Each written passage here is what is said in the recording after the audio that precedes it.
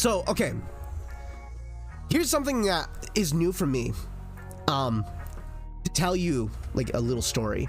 So, I grew up most of my life playing consoles like PlayStation 2, PlayStation 3, PlayStation 4, a little bit of Xbox 360, you know, a little bit of Xbox One.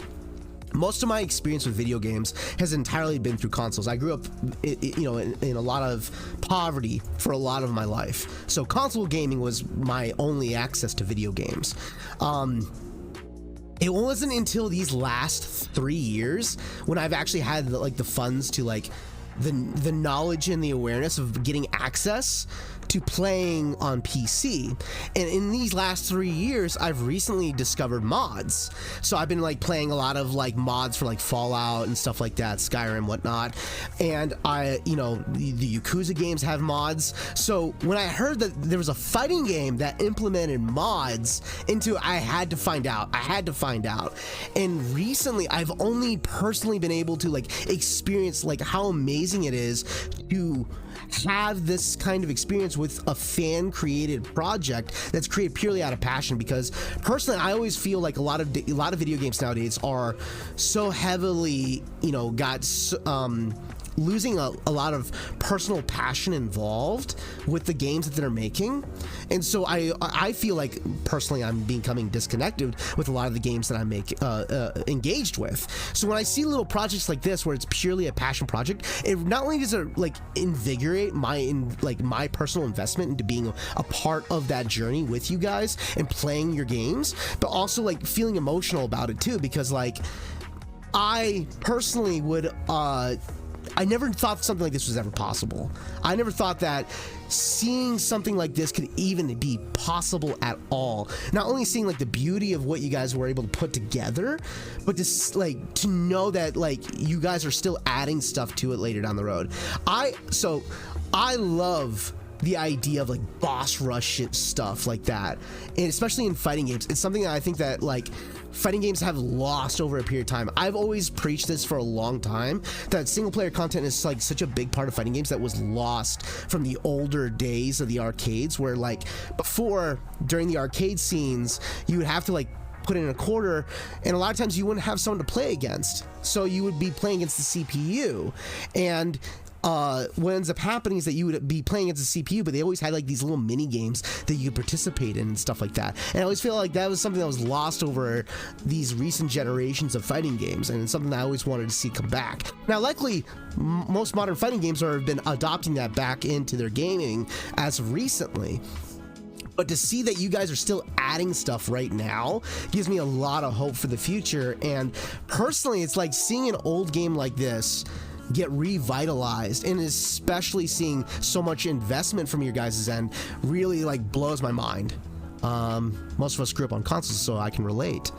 It's one of the largest mod projects in history now. Max used over 30K of his money out of pocket to pay for full-time artists, musicians, and etc. Are you shitting me? My God, that's really generous. Oh my God, knowing he couldn't get any of it back, and I'm proud to be a part of it.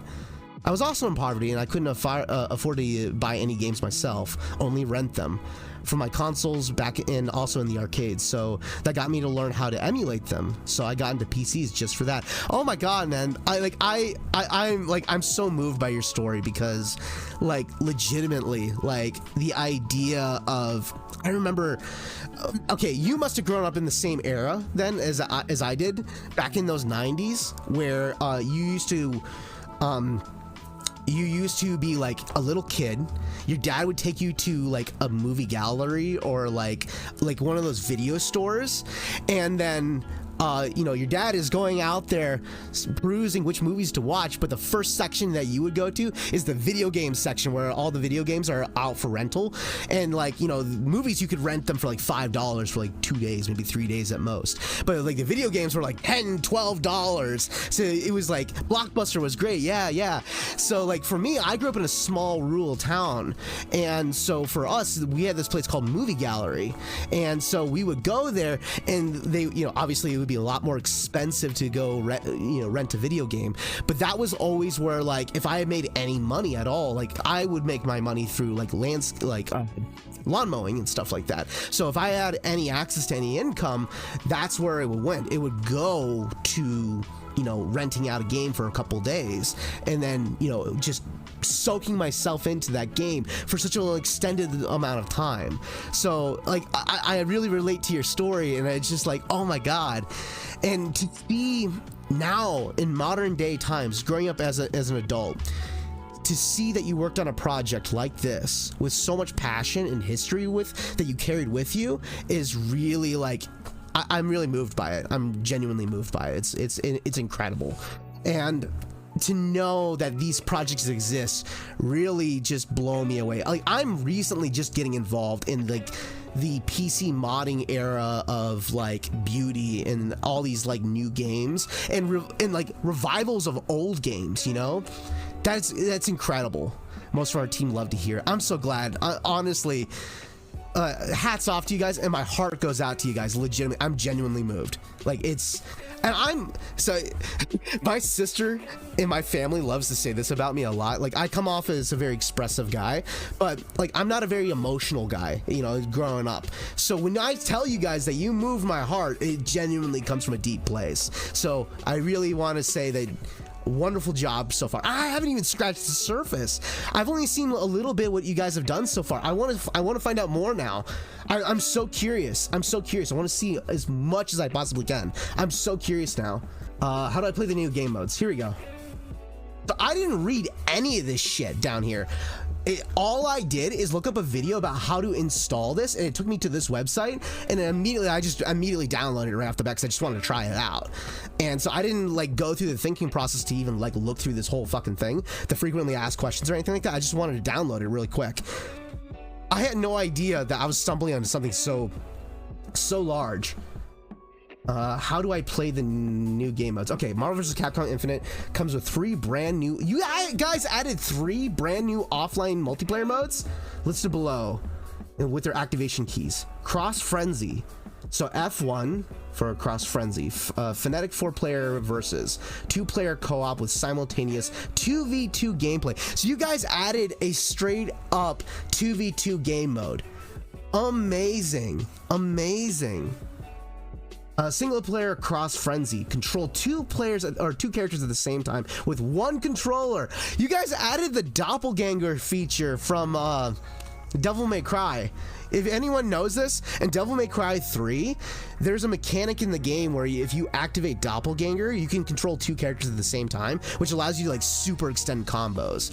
So like, you guys straight up added the doppelganger mechanic into this game. That's amazing.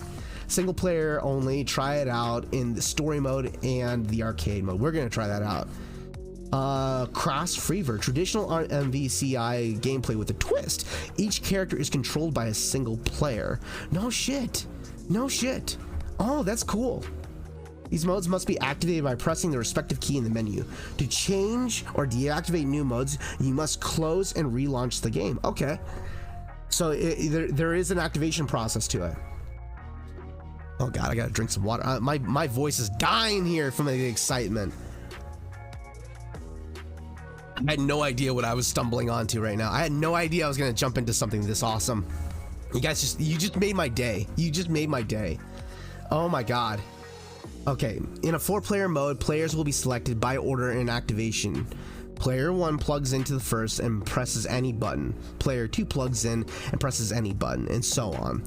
The teams will be defined as player 1 and player 3 as one team, and player 2 and player 4 as another team. Player 3 and 4 are currently limited to default controls only though. So I'm sure that you guys will expand on that over a period of time. Ironically, having controllers select on in the settings, system menus will break these modes, so please ensure to have it turned off. Okay, that's good to know. It's great that you guys included that details so that way, like, you know, no mistakes are overlooked, and it's such clear instructions. So I really appreciate that. Is this compatible with the arcade and story modes? Okay. Yes, both modes are playable. Story mode has not been fully optimized visually. Did you guys seriously visually like upgrade the story mode? Like I've heard nothing but horror stories about the story mode. Did you guys added like the visuals to the story mode? I will play the fucking story mode if that's the case. I'm not kidding. If that's the case, did you guys do that? So characters and models and cutscenes may look different than expected in certain situations. No way. No way. No way. Does this mode work online? I did hear that it does work online. However, if you battle someone who is not on the same balance patch changes, the game will disconnect and send you back to the lobby, which makes sense. Yes. Can't have two different balances. The cinematics are still vanilla. Okay. That's good to know. Okay. Do you guys ever plan on like adding those visual designs to the cinematics someday? Is that something that you would like to do? Characters and models while fighting are in the new art style. Okay. The visual changes have no effect on online play. New tag modes are not compatible with the online lobby. Got it. Yes, someone just jumped on that recently. Okay, good. Good. That's awesome. That would like that would definitely pull my interest. Like your guys' art style, the way that you approach the art style is what drew me in immediately. I immediately was pulled into it. So new cinematics are being worked on right now. Oh my god. Really? Oh my god. No ETA though. Take your time. Take your time. Don't rush it. I will happily come back and play your mod again when you update it. More than happy to do so. Don't rush it. Not only do it right, but also more importantly, do it at your guys' pace. Don't burn yourselves out. Rendering takes over 1 to 2 hours of cinematics. Will take time for sure. Absolutely. And here's the thing. People will be drawn to your passion. I will be drawn to your passion, and I will definitely come back and check it out. So there's no doubt about that. And you know what? Like just to see the visuals in real-time cinematics would be worth it. Would be absolutely worth it because your guys' art style is beautiful. It's immediately what pulled me in. So what do I know about the balance? So what should I know about the balance changes? A number of community-tested changes have been applied to Beyond. These balance changes can be used online, but only with other players that are using them. So be advised that using these balance updates in matchmaking modes may result in inconsistent player experiences. Patch notes for them are available here. And then obviously you got your current bugs that are known, which are pretty minimal. It's impressive. Wow, man. And here's the, oh, okay, so I didn't see this one right here. That would probably have been a little easier because I went through someone else's like someone else's video of how to do the installation. So that's awesome that you guys included your own installation process.